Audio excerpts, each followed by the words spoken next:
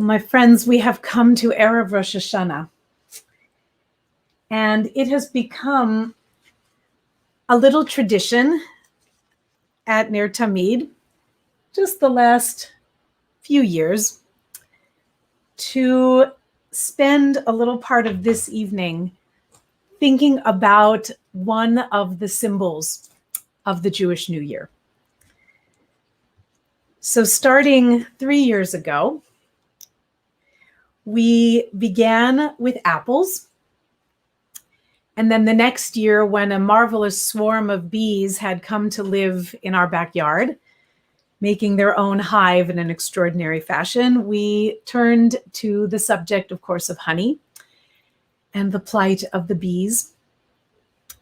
And last year, picking up on another culinary theme of Rosh Hashanah, we took a few minutes to think about fish heads.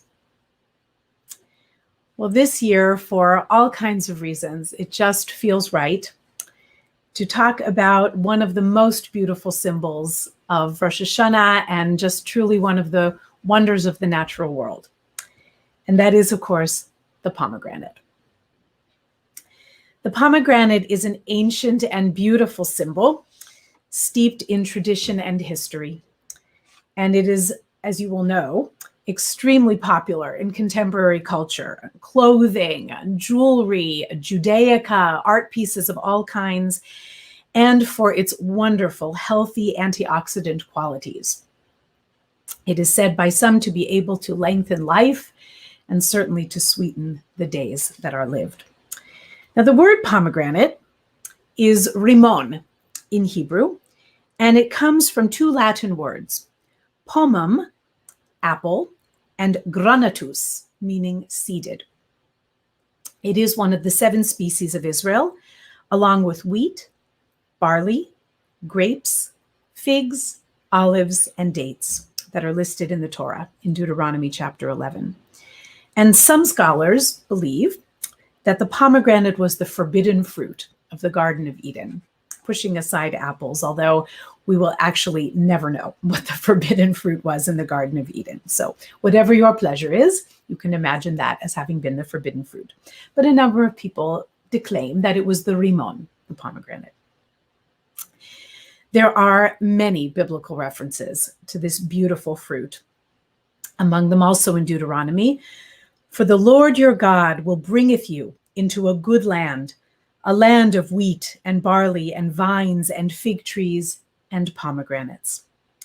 In the book of Numbers, chapter 13, a pomegranate was one of the items brought back by the 12 spies when they returned from scouting the land of Canaan. The pomegranates, similar to the grapes, were said to be so enormous that it took 2 grown, strong men to carry even one branch of them. In the book of Exodus, images of pomegranates adorn the robes of the high priest. In the Song of Songs, the magnificent love song, ostensibly written by King Solomon, just a couple of mentions of the pomegranate include, "Let us get up early to the vineyards. Let us see if the vine flourishes, whether the tender grapes appear, and the pomegranates bud forth. There I will give to you my love."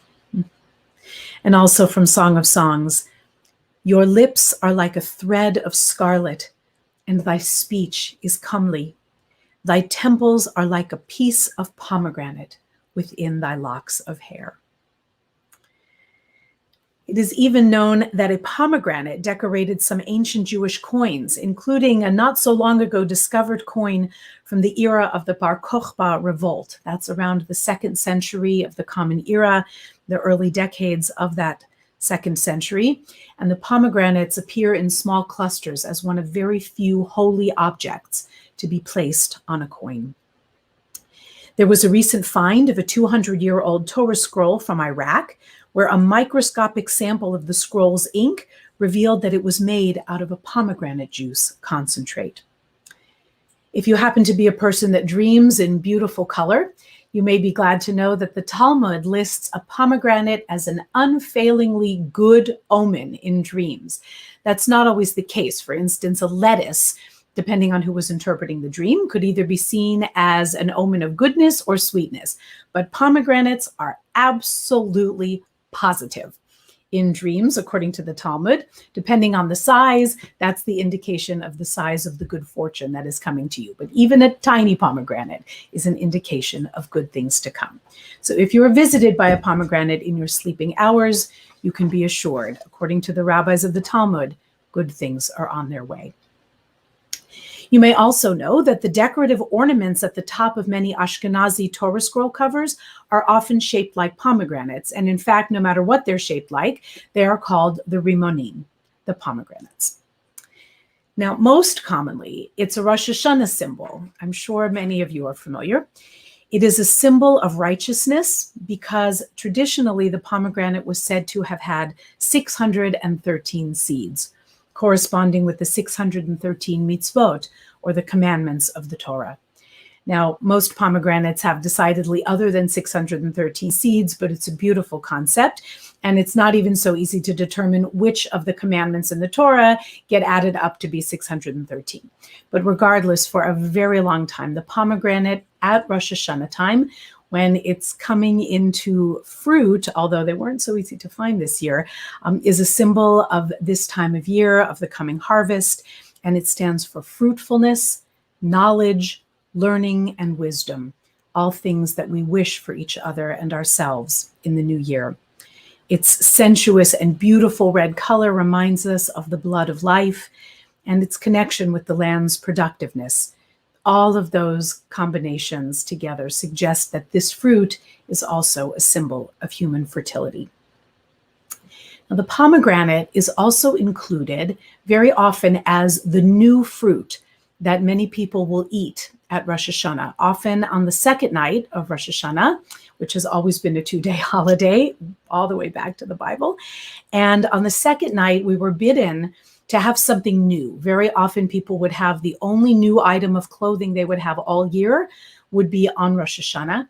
And it's actually from there that the Talmud tells us the Shehechianu blessing was written. It was supposed to be said over the acquisition of an item of new clothing. But there's also that sense of newness, of gratitude, of coming to a time when we might have something new or something we haven't done or had in a long time. So the pomegranate, as it comes into flower at this time of year, is often eaten on the second night of Rosh Hashanah with a beautiful formula that says thus: Yehi ratzon milfanecha Adonai Eloheinu ve'Elohei avotenu, shenihiyeh meleim mitzvot karimon. May it be your will, eternal our God and the God of our ancestors, that in this new year we be filled with good deeds, filled with the desire to do mitzvot, as a pomegranate is filled with seeds. I'd wish that for all of us. But there is one more lovely association of pomegranates and this celebratory holiday. In the book of 1 Kings, chapter 7, this pomegranate fruit was depicted on the top of the 2 pillars which stood in front of the temple, the great first temple that we call King Solomon's temple. Clearly, King Solomon had an affinity for pomegranates, having used that image several times in the Song of Songs. If we take the beautiful traditional reading of Song of Songs as having been written by Solomon, so he had quite an affinity for pomegranates. And we can imagine these shapes of pomegranates on the top of those pillars that stood sentry in front of the great temple of King Solomon. Destroyed, turned utterly to dust in the year 586 before the Common Era. We have nothing but descriptions of it in our ancient lore, but it lives in our hearts. And even more so, since King Solomon loved pomegranates as a design feature, it is said in our scriptures that King Solomon designed his crown based on the crown of the pomegranate.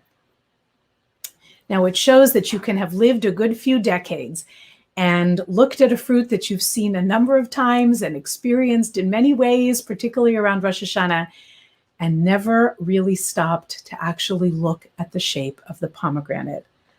Of course, it has a crown. And of course, having that crown makes it the most remarkable symbol for Rosh Hashanah that there could be. Truly, I never thought about it that intensely. But now that I look at this pomegranate, I can't see it any other way. It has a crown. And as such, this is the most magical fruit symbol for the high holidays, particularly for Rosh Hashanah. We've been talking about the great themes of our Rosh Hashanah service the last few weeks. Last week, we spoke about the great symbol of the shofar. The week before, we talked about the theme of remembrance in the Rosh Hashanah service and how those two tie together. And we started it all off with a discussion of the theme of sovereignty. My friend and colleague, Rabbi Katie Mizrahi, spoke beautifully about the images of kings and kingship and sovereignty at this time of year. Well, what fruit could be more perfect to suggest the theme of sovereignty, kingship, heavenly reign, the coronation of the eternal as our one and only sovereign to whom we bow and show our greatest loyalty than this pomegranate with a little crown.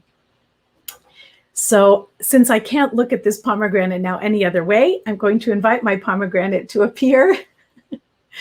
This perfectly round symbol that suggests the turning of the year and the coming back around again is wearing its own little crown. It is indeed the sovereign of all fruits, and it invites us to celebrate the turning of the year, the coming back around again, and the circle of life with only one king atop our hearts and atop our heavens. It's a wonderful fruit. May we be full of sweetness and joy and blessing as the pomegranate is. It's syrupy and sweet and marvelous. It is the sovereign of all fruits, with all due respect to my beloved apples. May we merit to eat it. May we merit to look upon its charm and beauty in good health. Let us take strength and inspiration from this beautiful little fruit, which invites us to celebrate the new year in joy. Shana Tova.